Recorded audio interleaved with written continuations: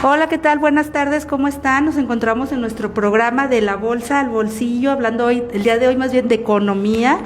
Me encuentro con dos personalidades de verdad muy queridas por mí, bueno, hablando del Colegio de Economistas, pero eso es independiente, aparte estamos aquí con el licenciado Arturo Uribe Avín, secretario general de REDAC, Red Nacional de Asociaciones Civiles y Participación Ciudadana. Y nos encontramos también con el licenciado Eduardo Gómez de la O, presidente de la Asociación Mexicana de Gasto Público AC. Buenas tardes, ¿cómo están? Buenas tardes. Buenas tardes, querido auditorio, buenas tardes. Pues de verdad, estamos muy contentos porque hay un tema muy importante del cual vamos a hablar el día de hoy. Pero antes de iniciar, nosotros ya pasamos por un proceso de sanitización, el protocolo que se requiere. Ya estuvimos con nuestro gel antibacterial, entrada, toma de temperatura, etcétera, todo esto y nuestro cubreboca. Y estamos ahorita con nuestra sana distancia y nos vamos a quitar un poquito el cubrebocas para poder platicar y estar en esta entrevista. ¿Les parece bien? Perfecto. Bueno, perfecto. Los temas que vamos a tratar el día de hoy es la cuesta de enero, la perspectiva 2021 y también el rol que desempeñan las asociaciones civiles en la economía a nivel nacional y también el pequeño comercio ante las grandes cadenas, y porque estamos hablando de las cadenas y los efectos económicos que tienen en la sociedad, también vamos a platicar un poquito de ello. Me gustaría mucho que dando inicio platicáramos sobre todo de la ola económica del 2020 que se vino muy fuerte, ya que hubo también esto de la pandemia. Me gustaría mucho que me platicaran cómo vieron el año pasado y cómo va a repercutir para este próximo. Bien, pues buenas tardes y muchas gracias a todos. Mira, Lupita, el cierre de 2020 es un cierre en términos económicos bastante delicado. Tenemos una pandemia que ha afectado la oferta y demanda a nivel global, las cadenas de producción, el empleo, el ingreso de las familias, y el escenario que se está pronosticando para el cierre de 2020 a nivel mundial es de una caída de 4.3 del PIB a nivel mundial, negativo, y nosotros que estamos muy cerca de Estados Unidos, se está considerando una caída superior del 5.4 en el caso de Estados Unidos, y América Latina trae un promedio de caída muy alto, 6.9. Te menciono simplemente 3 países. En el caso de Brasil, 4.5, México 9 puntos de caída en su Producto Interno Bruto y Argentina 10 puntos. ¿Cuál es el escenario de recuperación? Se había discutido mucho que si era que si la L, que si la B, que si la W. Y, en realidad se está previendo que la recuperación a los niveles del 2019 sea en los próximos 5 o 6 años. Lo que quiere decir que el empleo que se perdió este año, que el desempleo subió prácticamente hasta 11 millones de mexicanos sin empleo, de los cuales la mayoría se han ido incorporando pero a la economía informal, y la recuperación que se ha tenido en los últimos meses del año, septiembre, octubre, noviembre y diciembre, muy poco de esa recuperación ha sido del empleo formal, de tal manera que si me dices cuánto perdimos del empleo formal en el 2020, se estima que cerca de 1 millón de empleos que no se van a recuperar hasta dentro de 5 años en esa condición. Y en términos de capacidad de ingreso a las familias, también, porque de acuerdo a datos del INEGI, tenemos un cierre de caída del ingreso de aproximadamente un 40% de capacidad de compra de las familias. ¿Qué han venido haciendo las familias para sostenerse? Se están consumiendo el ahorro y en muchos casos el activo de la familia. Ya vendieron un carro, están vendiendo una casa, están empeñando cosas. Y estoy hablando de condición de clase media. Imagínate los trabajadores que viven al día, que tienen un salario mínimo, que perdieron el empleo y que no pudieron entrar a ninguno de los esquemas de protección social ni del gobierno federal ni de los gobiernos de los estados. Entonces tenemos una condición delicada, porque sé que esto va a generar pobreza, hambre, desnutrición, problemas de salud, que todavía ni siquiera alcanzamos a dimensionar el impacto que va a generar toda esta oleada. En términos de inflación, habremos de reconocer que el Banco de México ha hecho tarea y más o menos ha sostenido el rango de inflación en 3 puntos, pero habrá de decir que la inflación subyacente, es decir, la inflación de lo que consumimos todos los días, ropa, alimentos, transporte, esa sí ha subido cerca del 4.5%, se ha disparado. Y si me voy por regiones del país, hay regiones que están muy caras, que han tenido inflación de hasta el 6 puntos, con productos como alimentos, procesados, agropecuarios, etcétera.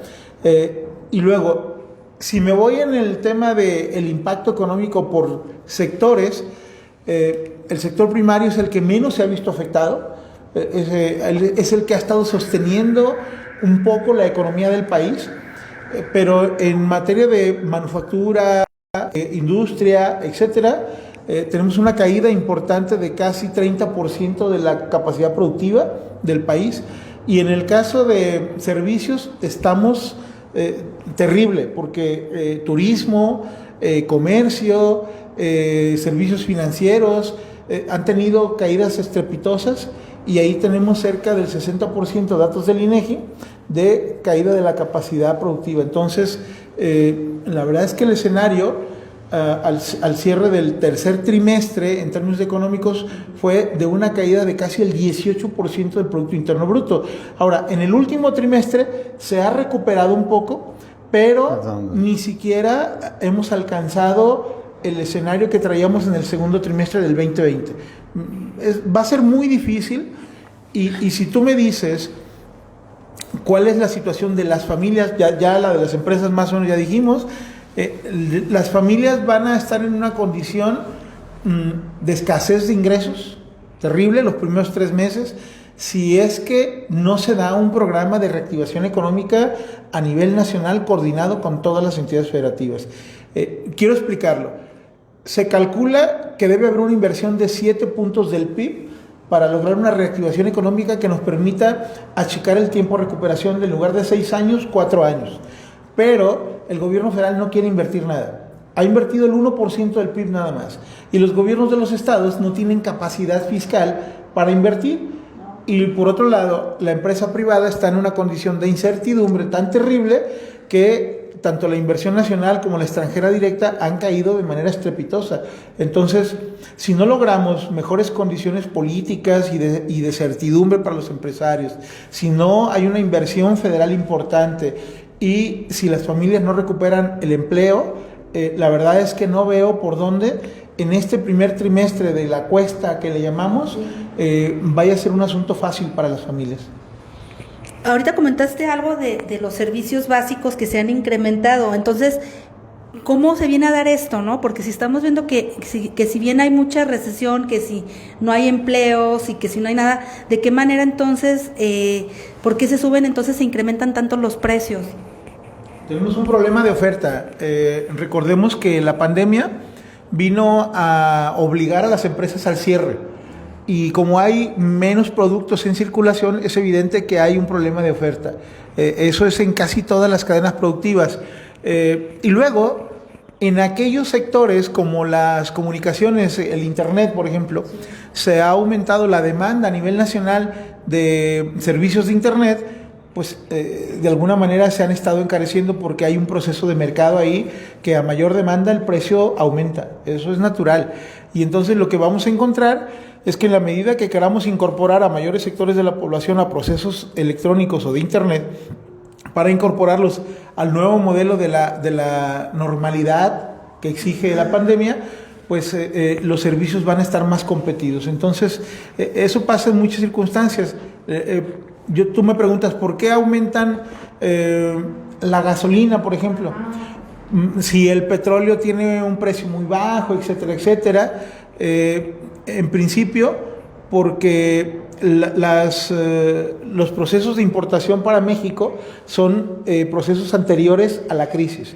Y de tal manera que si hay gasolina barata, México tiene ahorita estacionados muchísimos barcos en el Golfo de México por las compras que se hicieron desde diciembre del año pasado, que saturaron el mercado pero que los compraron a un precio más alto de los que existe ahorita en el mercado. Entonces, nomás para que te des una idea, a México le cuesta cerca de $80,000 por mes sostener un barco, porque tenemos saturadas las bodegas de combustible de Pemex en el país y tiene barcos que no han podido descargar porque, si recordamos, hubo una crisis de abastecimiento de combustible, se hizo una compra extraordinaria y ahora estamos saturados, pero a precios altos. Y Pemex no puede regalar la gasolina, la tiene que dar a como la compró. Ese es un problema, por eso han estado bloqueando el ingreso de gasolina de empresas privadas internacionales que harían más competitivo el mercado. Si tú sales ahorita, te vas a encontrar que cuesta 20, 21 pesos el litro, cuando en frontera vale 14. Ok.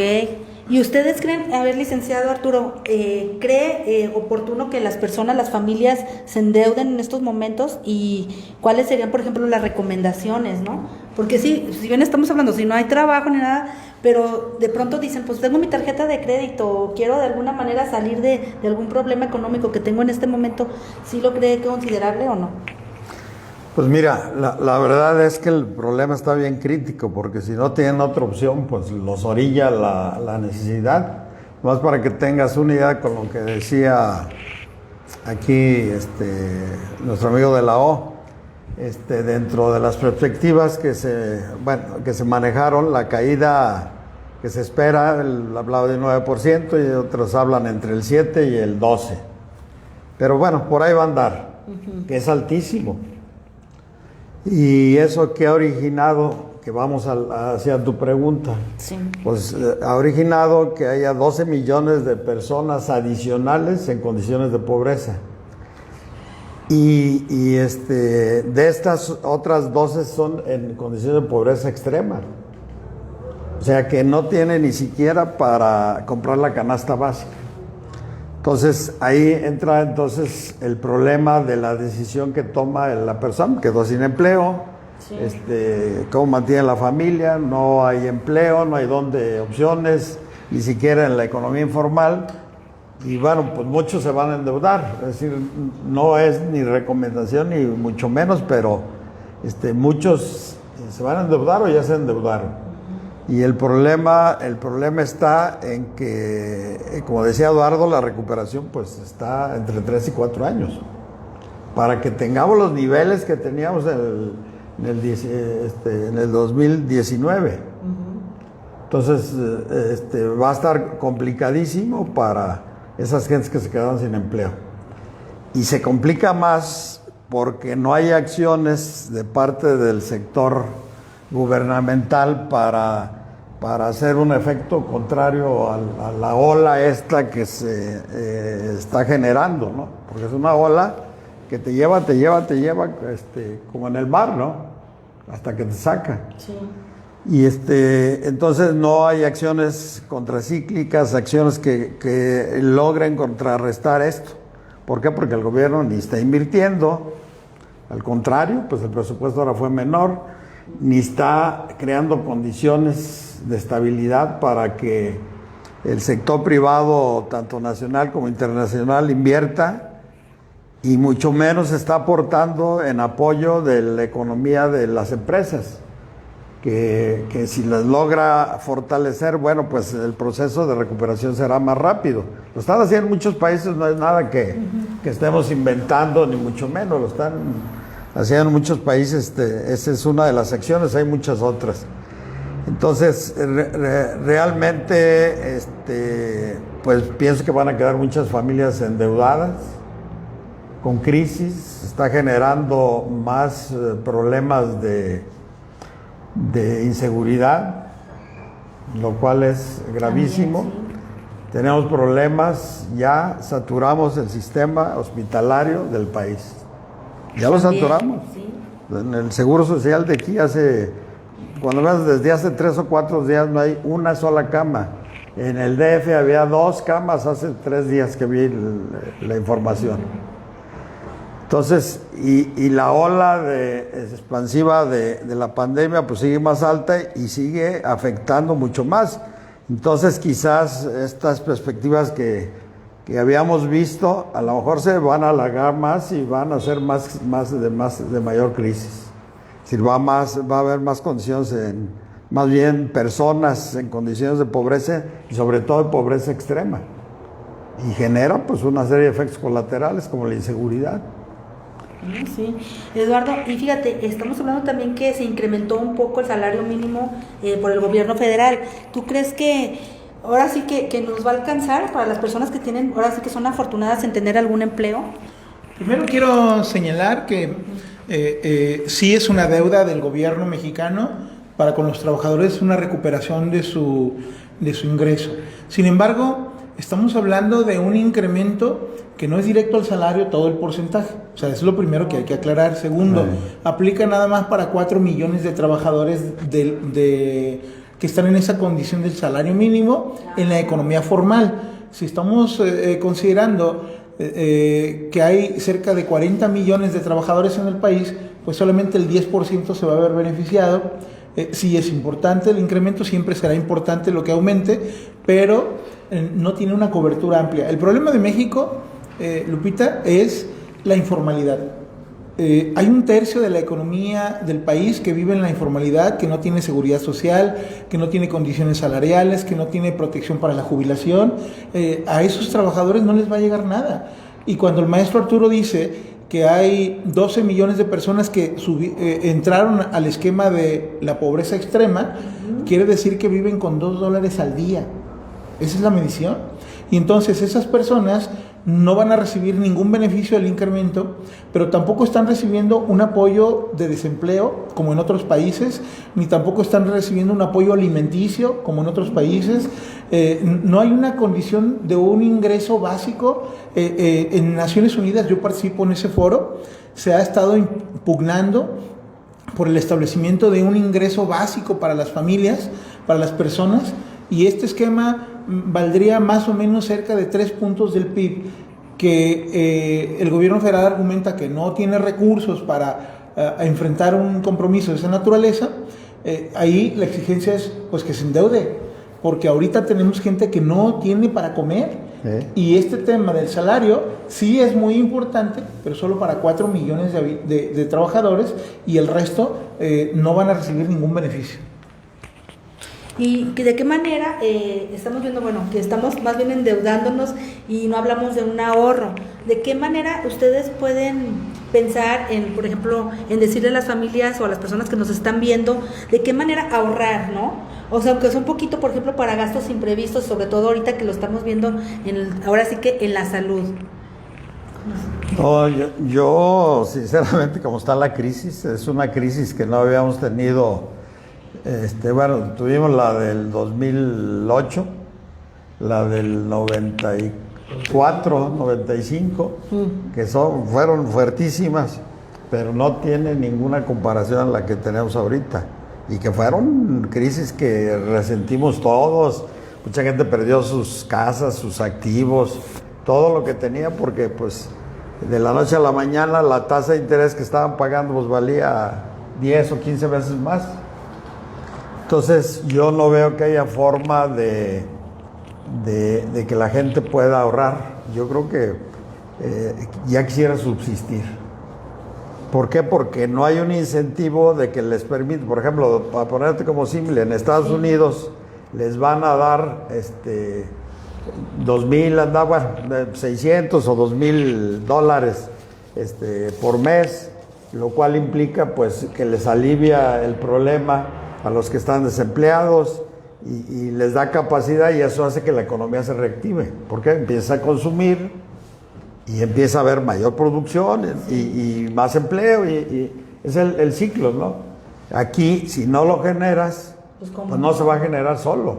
¿Por qué? Porque además con la incertidumbre que existe de que estás atacando instituciones autónomas y de que no respetas la normatividad que existe, creas una incertidumbre jurídica. Es decir, porque creas una incertidumbre, yo quiero invertir, pero no tengo una garantía jurídica sobre mi inversión, pues no lo meto ahí, me voy a otro país. Sí. Entonces, la inversión privada, ya sea nacional o internacional, también se ha ido a los suelos y no se ve perspectivas de que venga. Nos ha alivianado mucho los recursos que nos envían los paisanos, Sí. que ahora y que lo ha presumido el presidente, pero pues no es algo así como para presumir, pero en realidad el que entra ese volumen de recursos de miles de millones de pesos, creo que anda sobre 30,000, ¿no? Sí. Más o menos. Es una cantidad bien importante, muy superior a lo que era el petróleo, y que bueno, a muchas familias les llegan recursos que les permiten vivir o subsistir, y eso nos ha mantenido más o menos a flote. Si no, olvídate, esto sería Un caos, ¿no? Sí. 30,000 millones de dólares repartidos entre las familias es un dineral que permite subsidiar a esas familias, si así le podemos llamar, para que subsistan por los recursos que le envían sus familiares. Eso nos ha ayudado, pero de manera enorme, y no sé si eso está teniendo el gobierno, pero es insuficiente. Ha ayudado, pero es insuficiente. Y digamos, no te dan una explicación el por qué no actúan. Porque el gobierno es un inductor de la economía. Claro. Si él quiere trabajar sobre su izquierda, pues tendencia izquierda, pues que trabaje, pero con una inducción del desarrollo de la economía que no genere más pobres. Él dice que los pobres son los números uno. El gobierno en general, no hablo del presidente, el gobierno en general. Pero estás generando más pobres, entonces, ¿qué es lo que está pasando? Pues no, es contrario a todo lo que las políticas que estás planteando, ¿no? Yo quiero hacer un comentario respecto del tema de la empresa. En general, el 99.5% de las empresas del país son micro, pequeñas y medianas. Y estas aportan cerca del 60% del empleo en el país. Bueno, pues 99.5% de empresas son las más vulnerables en el momento de la crisis. Son todos esos restaurantes, peluquerías, tiendas de abarrotes, que se están viendo comercios muy vulnerables. La verdad es que ahorita los restaurantes en cualquier lugar están próximos a quebrar, porque han estado sometidos a cierres intermitentes, de tal manera que si tenían 10 empleados, ahora ya nada más tienen 2, y ya traen compromisos con el fisco. No ha habido alivio fiscal en este país. En otros países les dan alivio fiscal. ¿Qué quiere decir? No que no pagues, te lo difieren durante un año y después lo pagas cuando venga la reactivación económica. Es decir, si no tenemos una política de reactivación económica para esta enorme cantidad de empresas micro, pequeñas y medianas, que implican el 60% del empleo, la verdad es que corremos el riesgo de tener una crisis laboral de una magnitud que ni siquiera podemos imaginar. Y lo quiero decir claro, si el gobierno federal no brinda respaldo fiscal a los gobiernos de los estados, puede que también enfrentemos una crisis de ingresos y gasto de las entidades federativas. Ahorita las entidades federativas le han salido al frente en lo local con muchos de los gastos de salud, de reactivación económica, de despensas para las familias, pero ya se les acabó el recurso. Y muchas que se endeudaron ya no se pueden volver a endeudar, ya llegaron a los topes de endeudamiento. Y entonces lo que puede ocurrir es que vamos a tener no solo una crisis de salud y una crisis económica, sino que estamos viendo ya una crisis fiscal a nivel de las entidades federativas. Y bien, Lick, hace 2 años precisamente tuvimos un programa en el cual hablamos, ahorita lo que está diciendo también Eduardo, del pequeño comercio. Y ahora sí, ante las grandes cadenas comerciales y los efectos en la sociedad. Pero obviamente pues estamos hablando de una respuesta que era muy diferente a la de este año, ¿no? Bueno, de hecho, del año 2020, pues porque apenas estamos iniciando el 2021, me gustaría mucho que me compartieran su punto de vista acerca de esto, de estos roles, hablando de las empresas grandes, o sea, ahora sí, de los comercios grandes en comparación de los pequeños, así como las tienditas de la esquina y demás, ¿no?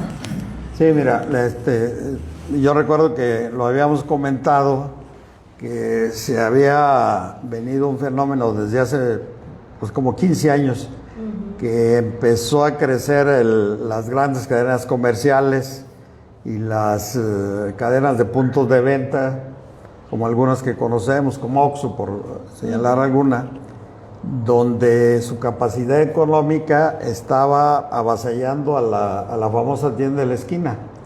Que la tienda de la esquina, además de que sostiene una o más familias, tiene un rol social dentro de la comunidad.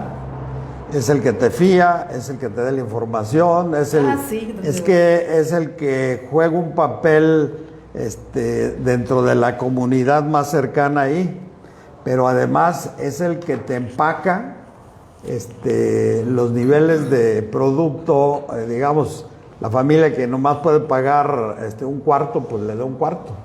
Cambian otras, no hay más que de a kilo, de a dos, etcétera. Sí. Entonces hace una labor, digamos, diferenciada de más que menudeo, y te digo, tiene una función de carácter social. Y entonces obviamente su capacidad competitiva pues es muy diferente. No es lo mismo una Oxxo que va y negocia la compra de arroz contra a la hora que le van y le venden y pues nomás quiero media cajita. Sí. Entonces tu capacidad de compra. Entonces, en otros países, por ejemplo, las grandes cadenas en Alemania, que es el ejemplo más claro, no han podido entrar, y las que han entrado han quebrado, porque su esquema se llaman cadenas voluntarias, es decir, se juntan alrededor de un gran mayorista, las pequeñas tienditas, los pequeños súper, y hacen compras en común, de tal forma que adquieren su producto, aunque compren una caja o media caja, lo adquieren como si estuvieran comprando el gran mayoreo, porque el que hace el gran mayoreo es el mayorista central, que es con el que están asociados. Y entonces su capacidad de competencia pues es muy buena, pero además la eficiencia de ellos está en que ellos son los dueños del negocio, mientras que en un comercio de cadena pues hay un gerente. Entonces, pues, ¿quién le va a poner más ganas al asunto? Pues el dueño de su negocio. Y ahí es donde ganan mucho en competitividad.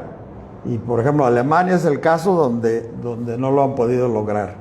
Aquí hubo algunos intentos del gobierno desde Echeverría para acá, pero no lo pudieron concretar, creando algunas cadenas de mayoreo con ese fin para hacer compras en común, pero pues es algo que si se reúnen los pequeños comercios lo pueden lograr.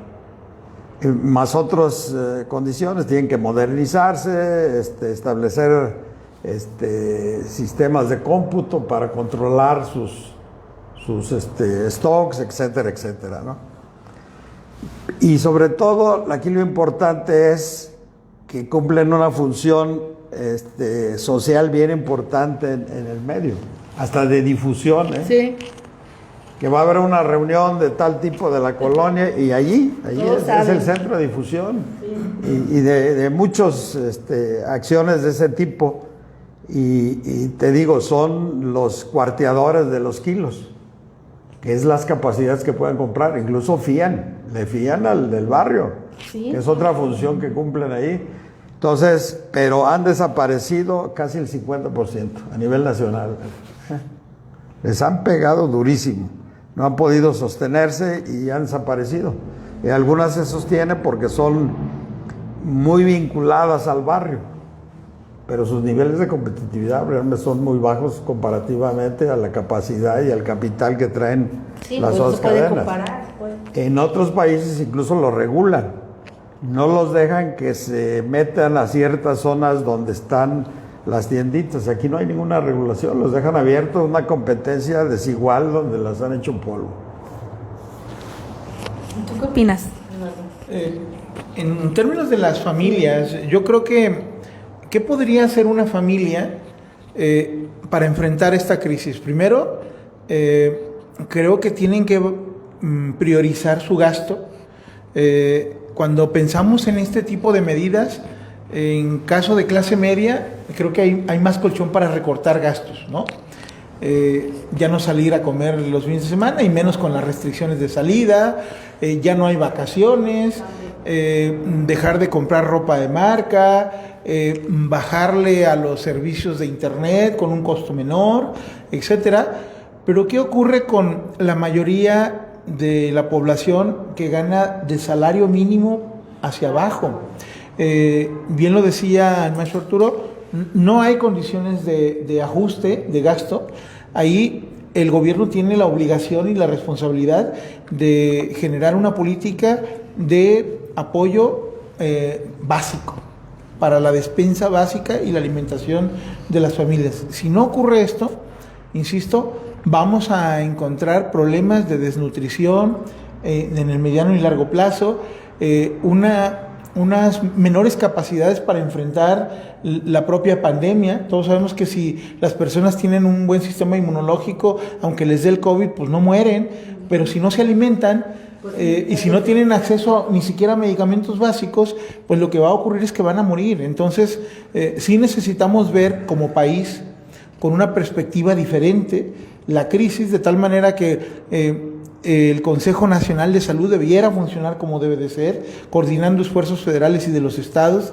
El Consejo Nacional de Coordinación Fiscal debería estar pensando en un programa de recuperación económica para las micro, pequeñas y medianas empresas, sobre todo que las micro son las que más van a sufrir porque van a cerrar casi el 20% de las empresas al final de la pandemia. Y son familias, o sea, no estoy hablando... lo que decía el maestro Arturo, una de estas micros es una familia la dueña, pero son varias familias las que están ahí colaborando. Entonces, 4 o 5 familias por microempresa que se están sosteniendo de ahí, que van a perder su empresa y nunca la van a volver a recuperar. ¿Qué van a hacer esas 5 familias? Porque además ahí trabajan los papás, los hijos, etcétera. ¿Quién les va a dar empleo? Y con todo respeto, los programas sociales del gobierno federal se hicieron antes de la pandemia, tienen un presupuesto para la población abierta que no estaba cubierta, pero nadie está contemplando a toda la población que durante la pandemia ha perdido el empleo y los ingresos. Esos no tienen ninguna cobertura de protección social. Y creo que ahí la sociedad civil ha venido haciendo un papel muy importante. Ya el maestro Arturo nos podrá decir cómo actúa la sociedad civil organizada, que por cierto lo debo decir, pareciera ser como que al gobierno federal en turno no le gusta que la sociedad civil se organice para entrarle a resolver los problemas, ¿no? Y de eso vamos a hablar ahorita, precisamente de las asociaciones civiles. Pero ahorita que, fíjate, se me vino la pregunta, ¿no? O más bien como un cuestionamiento. Ahora que se vino la pandemia, lo que tú estás comentando, muchos empleos se han perdido, muchas microempresas van a cerrar. Sin embargo, también como que ha habido mucha unidad entre, a veces yo lo veo como entre vecinos o en los cotos o en muchos lados, que lo que anteriormente no se hacía, ya ahora entre todos, que ya venden pasteles, que si la vecina ya cose, que, o sea, como apoyo entre ellos mismos, ¿no? Por ejemplo, para generar ese recurso. ¿Ustedes cómo ven eso? O sea, ¿lo ven bien o no? Porque a final de cuentas, pues es como que el mismo rol de dinero. No, pues digamos, acuérdate que la sociedad actúa de inmediato, reacciona para buscar una vía de salida. Sí. Y esa vía de salida que antes se había perdido, porque bueno, pues si en una familia ya trabajaban 2 o 3, se resolvía más o menos el problema. Pero yo me acuerdo hace mucho tiempo, aquí se hacían pasteles, acá se cosía ropa, es decir, cada quien hacía y había un tipo de intercambio, hasta de trueque.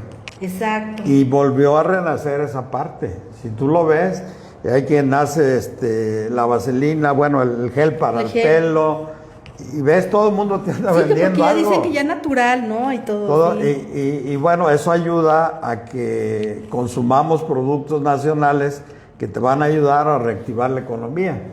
Digo, aunque sea a esos niveles, pero ya de millones de personas que se está haciendo, está funcionando.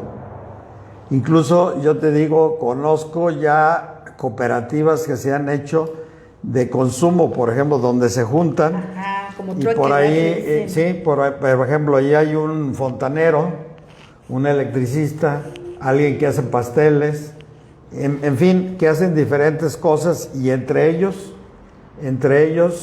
se generan trabajo entre ellos mismos.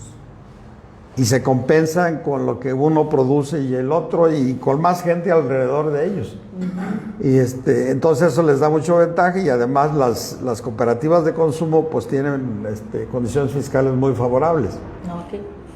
Y eso te va produciendo pues que sobre todo lo que debemos de tener muy claro es que tratemos de consumir lo que se produce en México, ya sea de ese nivel local así muy, muy casero o de tipo industrial, pero que se consuma aquí para poder reactivar. Tratar de consumir lo menos que se pueda de productos extranjeros. No, y también se ha visto mucho que ya no estamos hablando ni siquiera de dinero, ¿no? Por ejemplo, lo que comentaban, por ejemplo, ¿sabes qué? Es que yo estoy haciendo un pastel, pero tú cortas el cabello, bueno, pues tú pásame un pastel y yo te corto el cabello gratis. O sea, ya ahorita hay mucho también...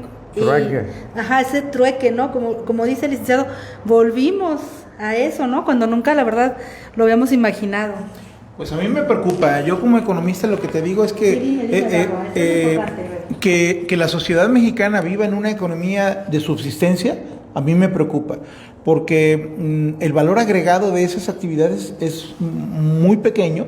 Sí permiten en un momento de crisis subsistir. Eso ocurre normalmente en las posguerras. Hay una economía de subsistencia, la gente no utiliza dinero, pero hace el trueque de actividades, pero esa etapa se tiene que superar.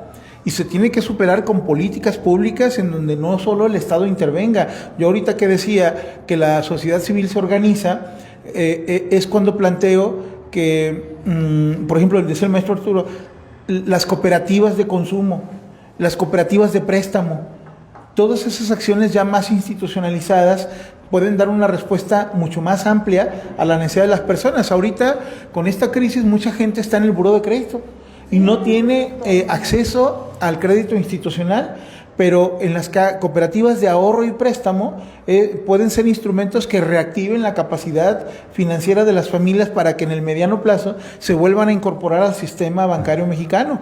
Pero mientras tanto, ahí pueden recurrir a un préstamo colectivo. El problema está en que no hay una política de Estado decidida para impulsar este tipo de mecanismos sociales, porque pareciera ser que no le gusta que la sociedad se organice. Yo veo una política del Estado mexicano asistencialista de darle un platito de comida a cada persona, en lugar de organizarlos para que entre todos puedan poner una cocina colectiva, por ejemplo. Son temas muy de fondo que tienen que ver con una visión paternalista y asistencialista del desarrollo, cuando lo que habíamos logrado ya hasta antes de este gobierno es una política de desarrollo humano integral: educación, salud, vivienda, capacidad productiva, etcétera, etcétera, incorporación al mercado de trabajo. Estábamos en otra condición y volvemos a la política de te doy un pesito para que comas, ¿no? Y que se te acabe el pesito y vuelvas y me pidas. ¿Y a condición de qué? Porque en la política el argumento es perverso, ¿verdad? Te doy dinero a cambio de qué. Y me parece que ese no es el tema por donde debiéramos estar llevando al país. Frente a la pandemia, me parece que esto es todavía más delicado. Y yo sí cuestiono que no hay un liderazgo nacional de frente a la pandemia, la crisis económica y una posible crisis fiscal. No veo una acción decidida del Estado mexicano, federal, estatales y municipales, para enfrentar lo que se nos viene. Yo creo que la ola que acabamos de ver no es la más grande. No es la más grande. Vienen más. No, sí, pues nomás ve las condiciones como está cerrando la pandemia. Sí. Esta ola, y son indicadores claros. Digamos, no son indicadores económicos, pero son indicadores que te dan idea del tamaño del crecimiento. No hay camas. Hacen colas en los crematorios, sí, hasta de 5 o 6 días. A la hora que van a hacer el trámite de las actas de defunción, hay un incremento del 20%. O sea, son indicadores que te están dando una perspectiva del tamaño de la dimensión de la pandemia, que no se iguala a la del año pasado, del 2020, ahorita está más grande. Entonces, ¿qué es lo que puedes esperar con todo eso? Pues que la crisis todavía va a ser más grande y de efectos de mayor tiempo. Estamos en una situación muy vulnerable, entonces. Sí, y no se ve ninguna acción, o sea, no ves ninguna acción. Tú decías de cuál es la participación de la sociedad civil organizada. Pues mira, siempre la sociedad civil organizada actúa en los espacios donde el gobierno no participa pues no puede participar, no quiere, o no participa por omisión, y entonces la necesidad hace que participe la sociedad. Y también donde el mercado, es decir, una empresa que trabaja a través de utilidad, pues si no le ve posibilidad de una utilidad, pues no participa. Entonces, pero ahí participa la sociedad, se organizan por ejemplo, para darles alimento a los migrantes, es decir, para el problema de la escasez de sangre, también para un montón de problemas que se dan en la comunidad, el cáncer, que no hay equipo, ¿no? equipo y que no hay medicinas y entonces la sociedad se está organizando a tratar de esos huecos sociales, esas omisiones sociales, las trata de cubrir en lo mejor que puede. Entonces ahí es donde no entiendes pues esa percepción, ¿no? También, entonces, de quién apoya más, ahora sí, si la asociación civil o el gobierno. No, ahorita en este momento la sociedad organizada está apoyando con mayor fuerza que nada. Ve la cantidad de despensas que se han repartido, que se han otorgado, de mucha gente que ha regalado medicina, que ha regalado equipos para el oxígeno, equipo de defensa de los médicos, también, etcétera, etcétera. Es decir, hay muchas acciones. Y una de ellas que se ve, al principio declaró el gobierno que ellos iban a vacunar a toda la población. Esa es otra pregunta que entonces, a la hora que vieron las dimensiones, nomás, imagínate, llegan, no sé, 40, 50 mil por mes. ¿Cuántos años necesitas para vacunar a 130 millones de personas? 30 y tantos años, ya por ahí le da cuenta. Ya Entonces es un absurdo, ¿no? Es un absurdo. Y entonces yo creo que alguien le dijo, oiga, mire, pues esas son las cuentas. No la vamos a hacer. En lugar de explotarlo como se quiere explotar políticamente para las próximas elecciones, se nos va a revertir. Y ya le dieron la vuelta. Entonces ya autorizaron que el sector privado participe para que actúe y venda para quien pueda comprarlas las vacunas. Y entonces el tiempo se acorta. Pero pues todavía está muy incierto porque pues agarraron al sector privado frío. También, Pero ya empezaron a reaccionar. Pero al final de cuentas eso va a ayudar mucho y de todo se va a llevar, yo creo, varios años en la vacunación. Quien dice que, yo oí que dijo que el marzo iba a vacunar a los adultos mayores. Ajá. Yo creo que no sabe cuántos adultos mayores hay. ¿En serio, Sí. No sabe, imagínate cuántos adultos mayores hay. Pues hay como 15 millones de adultos mayores. ¿Cuándo los vas a vacunar con las partidas que te llegan? Y luego muchos de ellos son doble vacunación, entonces pártela por mitad. Bueno, total, no hay claridad, pues, y eso te hace pensar que si no hay claridad en lo fundamental, en lo que es la vida de las personas, pues mucho menos hay claridad en lo que es las perspectivas económicas de un país. Y ahí es donde te da la incertidumbre, pues como persona, como impulsor de una empresa, como trabajador, o la función que desarrolles en la sociedad. Pero bueno, al final de cuentas aquí estamos y le tenemos que atorar. A ver, licenciado Arturo, y precisamente hablando de los roles de las asociaciones civiles, por ejemplo, hablando de REDAC, que como Red Nacional de Asociaciones Civiles y Participación Ciudadana, usted como secretario general, ¿qué perspectiva tiene en el apoyo precisamente a la sociedad con esta red?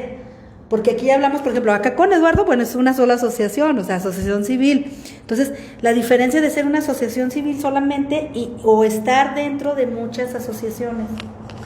Bueno, lo que pasa es que ahí dentro de la diversidad haces lo que nosotros le hemos llamado la vinculación. La vinculación te da un poder enorme, porque sumas tu capacidad, la de Eduardo y la mía, para hacer algo.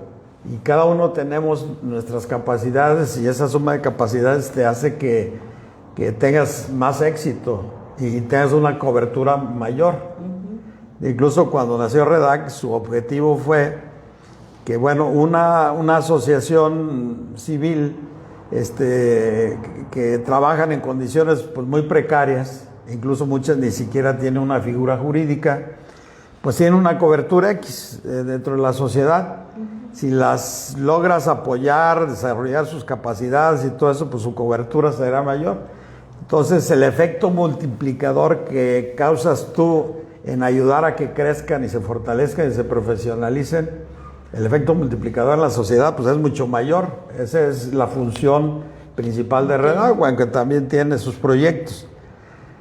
Pero ya les quitaron los subsidios, Sí. cualquier tipo de apoyo. No te están entregando las autorizaciones como donatario, entonces no puedes recurrir ni siquiera a recursos internacionales.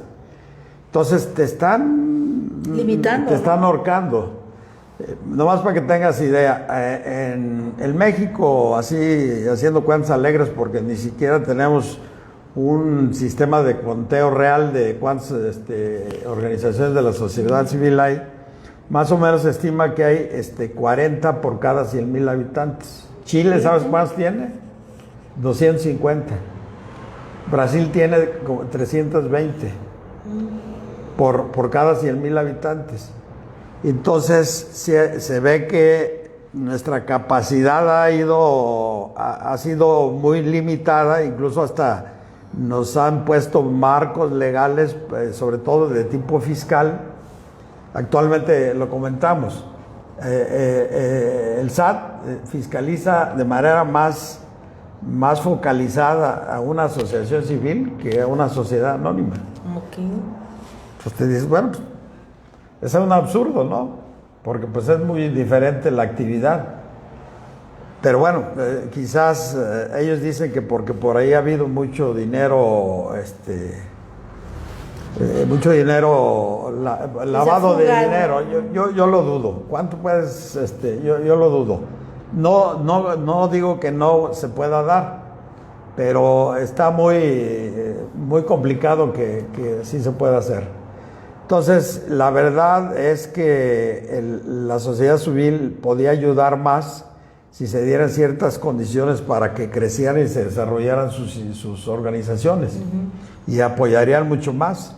Por ejemplo, además te doy una idea. Nosotros traemos ahorita un programa de sangre. No hay sangre ahorita. Entonces, nosotros traemos con un convenio casi ya 2 años con el ya gobierno casi 2 del Estado. años. Pues, ahí nos tienen. Entonces dijimos, no, pues nosotros ya traemos un convenio prácticamente amarrado con la Organización Panamericana de la Salud, o la OMS también, que prácticamente es lo mismo, donde el modelo que más o menos hecho les interesó mucho y lo quieren replicar, para empezar en otros estados y luego en otros países, tropicalizado, pues ajustado. Y eso implica y nosotros ajustamos mucho a las políticas de salud de la OMS. Pero internamente, y luego ya te das cuenta pues que abajo del agua hay muchísimas cosas, pero enormes. Y entonces muere muchísima gente por falta de sangre.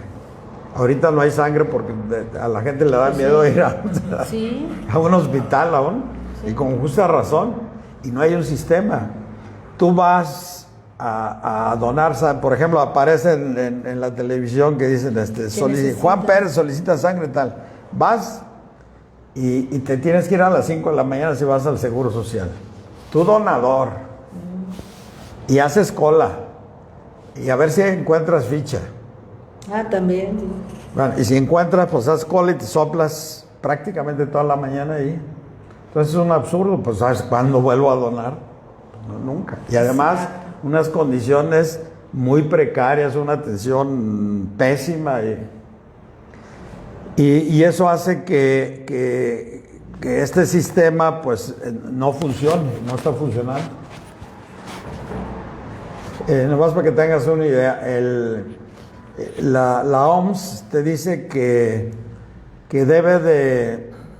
el mejor donador es aquel que es voluntario y altruista, es decir, que tú vas porque quieres, o sea, por una intención altruista, humanitario. Y tenemos una proporción por cada 1,000 de 3 donadores por cada 1,000.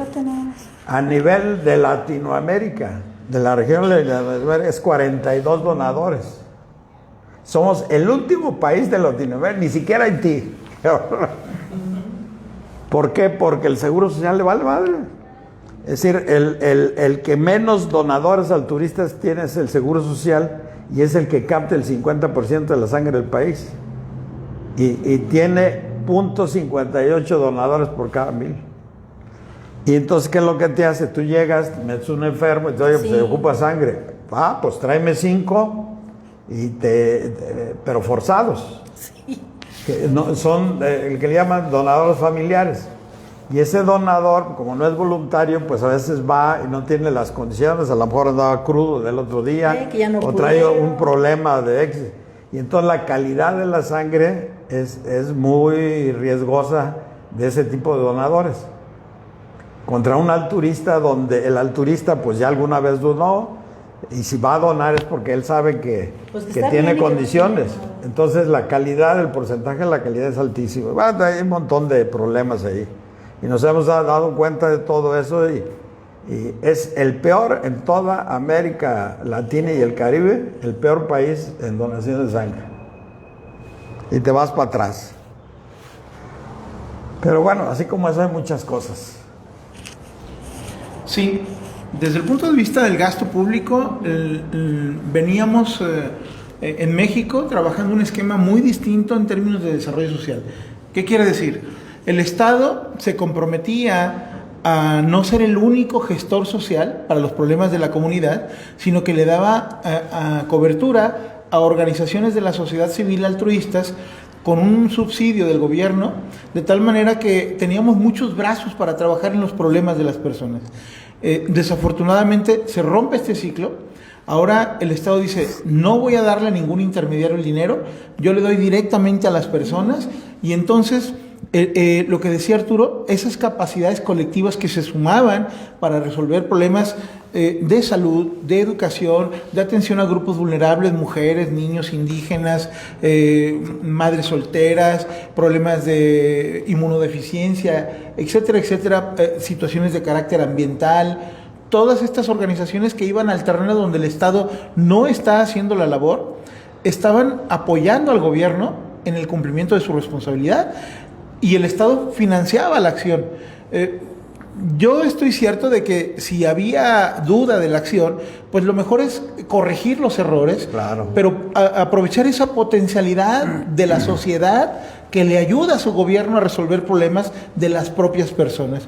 Pero se rompió esto. Y entonces lo que tenemos ahora es una acción totalmente ineficiente del Estado, con un gasto público extraordinario que ha tenido resultados muy magros. Por ejemplo, el programa de primer empleo, el de los ninis, ni siquiera ha tenido el desempeño de un 11% de resultados positivos. Es decir, de cada 100 subsidios que se dan, solamente 11 están garantizados que están resultando buenos. En el caso de Sembrando Vida, de este asunto de los árboles, no se tiene ni siquiera una productividad del 20% de los árboles sembrados. O sea, el dinero se ha tirado a la basura. El programa de apoyo ganadero, que le entregaron 2 vaquitas al campesino y le dijeron, pues, y con estas 2 vaquitas al rato vas a tener 4 y al rato vas a tener 8, resulta que en la pobreza se las comió. Pues claro. Y se acabó el programa, y entonces nunca va a ajustar el dinero. Y en una circunstancia de recesión económica y de falta de liquidez del Estado, estos programas van a tener una seria presión el próximo año, porque no van a aguantar el ritmo de gasto que estaban teniendo, y además son muy ineficientes. ¿Qué quiere decir? Hemos perdido dinero, resultados y calidad en la atención de los problemas de las personas. Me parece que es bien importante, por ejemplo, la labor que hace REDAC de juntar a las organizaciones, potencializarlas, ampliar sus capacidades institucionales, apoyarlas para que tengan un mejor marco jurídico normativo que las rija, ayudarles a un mejor desempeño. Me parece que esa es una estrategia de Estado, una política de Estado con recursos bien dirigidos que nos permitirían tener mejor desempeño y calidad de la atención a los grupos vulnerables de este país. Desgraciadamente creo que no va a ser la política de este sexenio y que vamos a perder una gran oportunidad en una crisis como esta, cuando crece la pobreza, cuando crece la desnutrición, cuando crece el desempleo. La sociedad civil tendría mucho que aportar y creo que no la van a dejar. Lic. Sí, yo creo que las perspectivas pues no son, por el lado que le busques no le encuentra sentido. Favorables. Es decir, es que no hay un sentido de lógica económica, ni de lógica social, porque pues por ahí es donde le quieres, bueno, a ver, pues qué es lo que estaban pensando, ¿verdad? Digamos, no hablemos del presidente, sino qué están pensando él y sus asesores. Es decir, hacia dónde quieren llevar al país. No hay claridad hacia dónde lo quieren llevar. Es decir, porque al final de cuentas lo que están generando son más pobres. Y con estas condiciones de salud que tenemos, pues va a tronar. Yo creo que una sociedad cuando llega a un nivel de pobreza extrema es como si estuviera enferma. Es decir, es como, digamos, uno mismo en la salud. Cuando te da temperatura, cuando llegas a 40, dices, ay, hijo de su madre, esto ya está peligroso, ¿no? Es lo mismo en la pobreza, cuando te llega a un nivel, no sé cuál sea, pero yo pienso que ya andamos en eso, porque ya vamos a rebasar el 50% de pobreza y el 20% de pobreza extrema. Entonces yo creo que la temperatura ya nos llegó a 40 o más. Entonces ya estamos enfermos como sociedad. Es decir, ¿cómo vas a resolver ese problema? ¿Cómo le vas a bajar la temperatura al país? Porque esa pobreza te genera, pues todo lo que estamos diciendo aquí, ¿no? Inseguridad, insalubridad, y estás violentando todos los derechos humanos. De quien llega a la pobreza extrema, le violentas todos sus derechos humanos que están inmersos en nuestra Constitución y en los acuerdos internacionales. No le das salud, no le das ingreso y alimentación, no le das educación para que tenga capacidad es transversal de utilizar sus derechos humanos complementarios, y entonces estás viciando un estado donde te está generando efectos colaterales, lo que sea, inseguridad, incapacidad de resolver su salud, etcétera, etcétera, ¿no? Entonces creo que estamos llegando a esos niveles. A mí por eso me gusta mucho Coneval, aunque no se ha utilizado mucho. Coneval tiene una medición multisectorial, multidimensional le llaman ellos, en donde mete diferentes factores que te miden la pobreza, desde educación, salud, ingreso, infraestructura, etcétera, etcétera. Y eso te hace que veas dónde andas mal, cuál factor te está empujando más hacia la pobreza, y es más fácil entrar a corregir. Pero cuando ya llega, pero además si te dice, tu temperatura ya llegó aquí, aguas. Pues sí. Yo creo que ya nos llegó. Entonces, ¿cómo lo van a resolver? Yo es lo que digo. ¿Cómo lo vas a resolver sin empleo, sin perspectivas? Quiero simplemente señalar un ejemplo que me parece muy crudo de las consecuencias de decisiones apresuradas. Desaparecieron el Fonden, ese recurso lo metieron a la Bolsa General de la Tesorería, y ahorita el tema de Tabasco está, como dice Arturo, bastante caliente. La gente que le llegó la inundación no ha recibido el apoyo porque no hay recurso fiscal. Pero ahí estaba el Fonden, era un fondo para desastres, era un seguro. Para situaciones de crisis. Era un seguro que si había una crisis podía yo tomar dinero de ahí de inmediato y resolverlo. Pues como ya se lo echaron a la Bolsa General, ya no hay dinero, y entonces hay que esperar al nuevo presupuesto para resolver el problema. La gente no tiene cama donde dormir, no tiene estufa, no tiene refrigerador, muchos perdieron la vivienda, ya no digamos el empleo. Entonces, la sociedad de Tabasco está entrando en un momento crítico como sociedad, y yo no descarto un problema social grave en circunstancias en donde la gente ya no tolera porque se está muriendo de hambre. No, está terrible entonces. No, y lo estás viendo, mira, si se empieza uno a fijar un poquito más en ciertos detalles, no sé si vieron 2 actos que hubo de agarraron 2 ladrones. Sí. En diferentes lugares lo agarraron, le pusieron una golpiza del tamaño del mundo. Ni siquiera le avisaron a la policía. La policía llegó porque... automáticamente la... Claro, porque sabes que no hay respuesta de la autoridad en eso. ¿Y por qué se está metiendo? ¿Por qué hay más robos, más asaltos? Pues porque las necesidades económicas te están forzando. ¿Qué le vas a llevar a tu familia? A ver, dime. Vas y solicitas trabajo, no hay. ¿Qué vas a hacer? Pues o darte un tiro o ver a qué santo agarras por ahí, ¿no? Entonces está la situación bien crítica. Imagínate en zonas como la que señala Lalo, donde ahí, bueno, ya ni siquiera hablemos de los índices de pobreza, allí es catastrófico toda la cuestión, porque se quedaron sin nada por la cuestión de... Y luego ni siquiera hacen señalamientos, a pesar de que es su estado, Sí. de cómo resolver el asunto. Es lo que más te inquieta, que ni siquiera, aunque sean mentiras, que te digan, lo vamos a hacer así, asado, ¿no? Nada. O sea, no Lo se toman les como una pues. situación normal. Por eso es la inquietud de que no sabes hacia dónde quieren llevar a nuestro país. Digo, cuando sabes, pues quieren ser de izquierda y van a hacer esto, bueno, pues ya sabes que ahí va a estar, ¿no? Ya tú pues ves si te conviene o no te conviene, ya sabrás lo que tú haces. Pero ya sabes a dónde vas, aquí no sabes a dónde vas. Porque no hay una definición. En este escenario, Lupita, yo quisiera compartir con el auditorio una serie de reflexiones de hacia dónde ir, porque me parece que la sociedad civil organizada debemos de plantearle al gobierno, a los 3 ámbitos de gobierno, por dónde debemos ir, y vamos de la mano. Mira, debemos afrontar la crisis de salud de manera coordinada y con información confiable. Me parece que esos 2 temas han estado totalmente ausentes, han mentido con la información.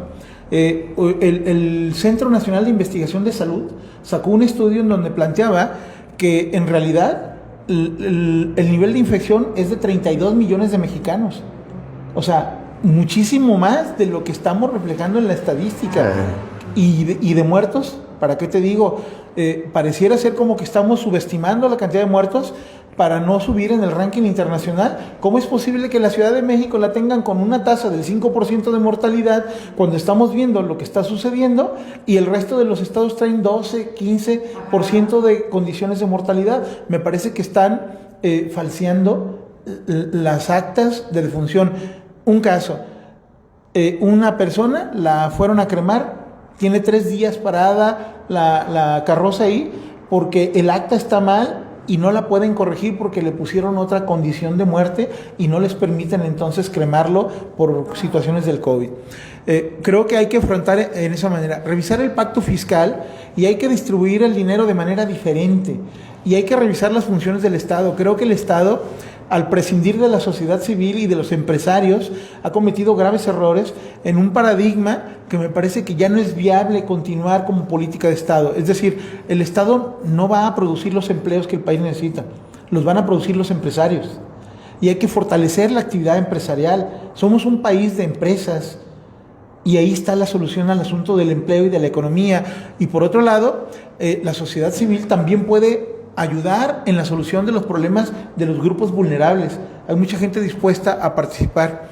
También hay que dar el apoyo a las micro, pequeñas y medianas empresas. Ya dijimos, dan el 60% del empleo y cerca de ese 20% de empresas se van a perder si no les ayudamos de manera decidida con una serie de estímulos fiscales y de apoyos directos.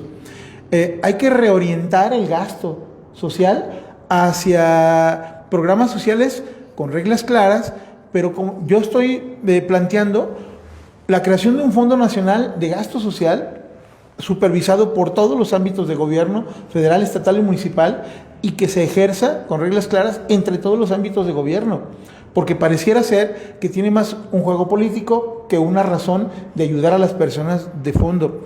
Por otro lado, establecer un programa que permita aplazar pagos de impuestos a las empresas.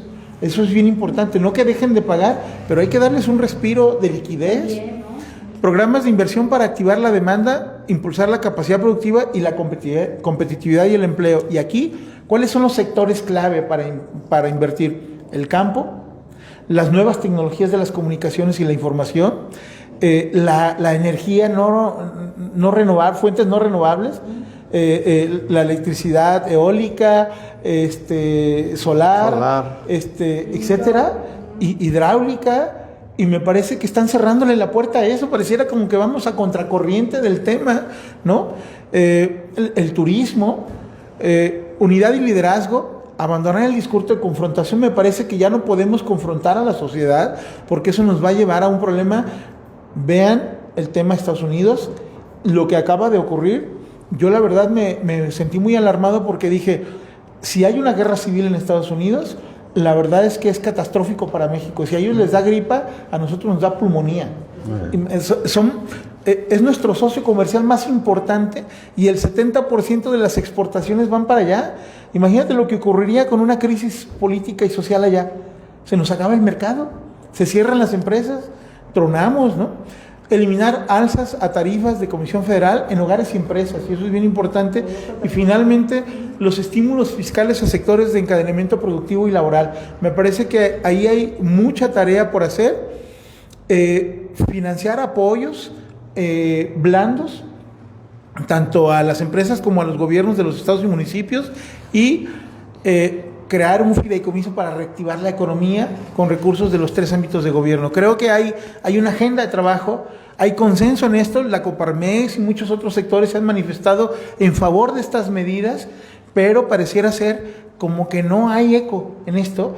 Y aquel viejo chiste que decíamos de chiquillos, voy derecho y no me quito, y si me pegan me desquito. Me parece que el costo de ir derecho sin reflexionar en la flexibilidad de la política pública es muchos mexicanos muertos, en pobreza, pérdida de empleos, de empresas, que entonces no nos va a costar 6 años recuperar. Sí. Una familia que pierde una empresa pierde la vida. Sí, mira, en relación a lo que él decía, nosotros ahorita estamos planteando un plan de contingencia económica con indicadores de pobreza y de pobreza extrema, que son los más claros que hay, porque la Constitución le concede a Coneval ser el que mida la pobreza. Es un indicador muy claro y que es multidimensional, porque ahí incluyes todo: ingresos, empleo, educación, salud, etcétera, etcétera. Pero que sea un plan contingente, porque es decir, haz de cuenta, los planes contingentes que tenemos es sobre temas climáticos o físicos, como es un terremoto, un ciclón. Uh-huh. Y ya, bueno, el ejemplo más claro es el plan de N3, donde ya tienen toda una logística para atacar en caso de un ciclón que van a hacer. Es decir, tanto el ejército como la sociedad, porque entra la sociedad civil, también ese plan. Y acá eso es lo que se trata. Entonces, como ya está hecho y ya se sabe qué va a hacer, pues atacas y la eficiencia es muy buena. Entonces, incluso que se quede a nivel constitucional. Cuando hay un nivel de crisis que rebase los índices a como se fije, no lo puedes poner eso en la Constitución, los índices, pero sí en las leyes secundarias, entre un plan contingente que en donde ya tengas los recursos para empezar esa bolsa de recursos, y tengas además ya ciertos parámetros de acción preparados para atacar por los temas que son claves estructuralmente en una crisis. Y eso te permite que el gobierno, quien esté en turno, quien sea, pues lo que va a tener que hacer es sujetarse a una ley que ya existe, sobre todo si viene ya con fase constitucional, y que te permite que reacciones de una u otra forma, y que también entre el sector privado y el sector social de manera conveniada a participar en esas acciones para subsanar la crisis. Pero ya está planeado, no es algo que ahora se te ocurre y empieza a inventar. Y creo que un plan de ese tipo de contingencia, como el DN3, que es el ejemplo, pero es de otro tipo, tenemos que tenerlo para evitar ocurrencias o acciones que a veces se hacen porque es lo que más conviene a tal o cual grupo, o a tal acción o recursos. Entonces ya es algo muy bien dirigido y planteado y encauzado directamente. Entonces, y nos evitamos lo que está sucediendo ahorita. Si hubiera habido un plan de contingencia, pues ya sabes que tienes que hacer acciones contracíclicas, todo lo que mencionas tú. Sí. Y eso te permite reaccionar de inmediato. Reacciones de inmediato y empiezas entonces a contener el efecto negativo Pues sí. de la crisis, en la medida de lo posible. Pero tienes un plan de contención, pero si la dejas correr, No, pues, ve dónde va la ola, ve dónde va la ola. Yo creo que esta ola está más complicada que la del 2020, por lo que estamos viendo. Y eso nos va a causar más desempleos, más muertes, bueno, más todo. Inseguridad, toda esta problemática. Y como no hay ninguna acción, pues esto va a seguir, no sé hasta dónde. La verdad, no le veo una dimensión de donde termina. Sí, simplemente cerrar con un mensaje. Creo que la crisis y la pandemia nos han permitido aprender muchas cosas, sí. Entre ellas entender que tenemos que actuar en unidad. El país tiene mucha fortaleza. Empresarios, campesinos, obreros, gobierno, sector salud. Hay muchísimas fortalezas que hay que saber aprovechar. Me parece que si el liderazgo de la República se sostiene en ese consenso social, el país daría un paso hacia adelante en resolver la crisis. La otra, darnos cuenta de que sí es necesario endeudarnos. Este es un momento crucial, hay que meterle dinero en la economía para que entonces nos saque más rápido y que haya dinero para pagar esa deuda. Claro que se puede. Claro. México tiene capacidades económicas y productivas para solventar el endeudamiento que pueda asumir en este momento y aliviar la pena de las familias y de las empresas.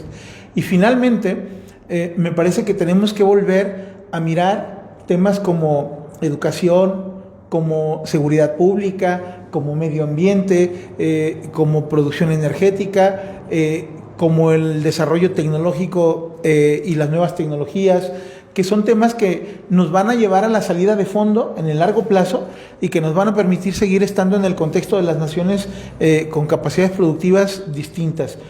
Hay condiciones, hace falta voluntad política. Oye, Eduardo, ahorita dijiste también algo muy importante. Hablamos nosotros también como economistas, no todas las personas tienen a lo mejor esa percepción. Claro. Pueden acudir las personas, por ejemplo, las sociedades civiles o las personas incluso, no porque tengan una sociedad civil, con un economista, con algo, por ejemplo, que quieran plantear algún negocio, alguna microempresa, porque estamos hablando que nosotros es de otra manera, otro tipo de asesoría, ¿no? Que cumplen a lo mejor con esa expectativa de estrategia.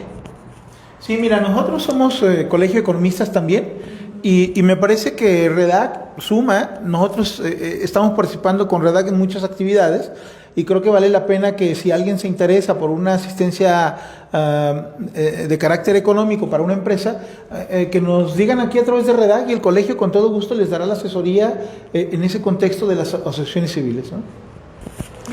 Sí, básicamente es una de las funciones del Colegio de Economistas que está vinculado, está vinculado con REDAC.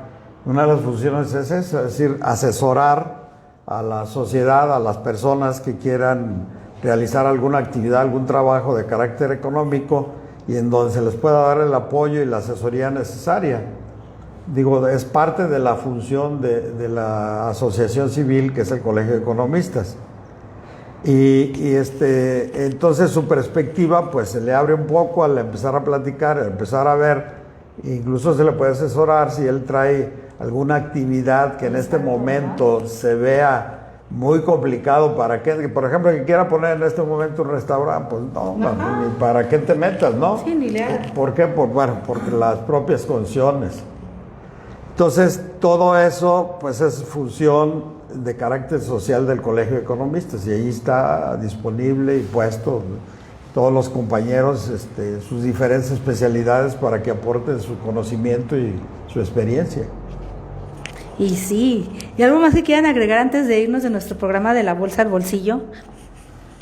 Bueno, simplemente que no nos quedemos con un sabor de desesperanza. Yo insisto, la pandemia nos ha traído muchos perjuicios, pero también nos ha enseñado mucho, nos ha enseñado la fortaleza que tenemos los mexicanos y que este país es más grande que sus problemas y vamos a salir adelante independientemente de quién esté gobernando y demás, porque el pueblo mexicano tiene que seguir adelante con su vida, nada más. Licenciado Arturo. Sí, bueno, en el mismo sentido, viendo que la sociedad es la que está afectada en su totalidad, digamos, hay expectativas en la reacción que la propia sociedad realice. Hay muchas posibilidades de crear condiciones, asociaciones, sobre todo de nivel cooperativo, en donde pueden desarrollar sus capacidades y sus experiencias y poder empezar a lograr ciertas condiciones. Es decir, tienen que modificar el chip que traen o que traían antes con el actual. Ahora tenemos que actuar de diferente forma y sumar capacidades para poder emprender un negocio, una actividad, generarnos, autoemplearnos. Claro. Ya que la economía difícilmente te va a generar un empleo porque, por todo lo que ya dijimos, para no repetirlo, tú sí puedes autogenerarte un empleo a través, de manera personal o a través de una organización, como puede ser una cooperativa. Pongo a la cooperativa como ejemplo, ¿no? Porque sí tiene la parte productiva. Okay. Normalmente el resto de las organizaciones pues también pueden tener la combinación productiva y de una acción de tipo social, pero la gran mayoría están orientadas a acciones de apoyo a la sociedad. Sí. Pero ahí te puedes generar un autoempleo. Wow.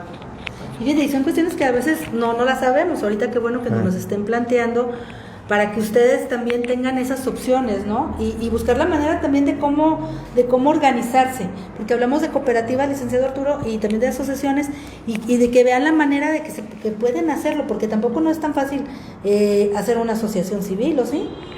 Bueno, no es complicado. Okay. No es complicado. Lo único, pues, si no tienes conocimientos de cómo, pues es complicado. Ajá. Pero pues te acercas al colegio, Exacto. Se acerca a nosotros o a quien sea, y esa es la función que tenemos, asesorar para que se organicen. Y si es la parte productiva, también hay organizaciones productivas sociales, como es el caso de las cooperativas, que es el modelo que pienso que es el más adecuado ahorita para hacer cualquier actividad. Y no se tengan sus redes sociales para donde los pueden contactar. En la Asociación Mexicana de Gasto Público, así, con ese nombre, en Facebook, en Twitter y en blog de internet. Licenciado Arturo.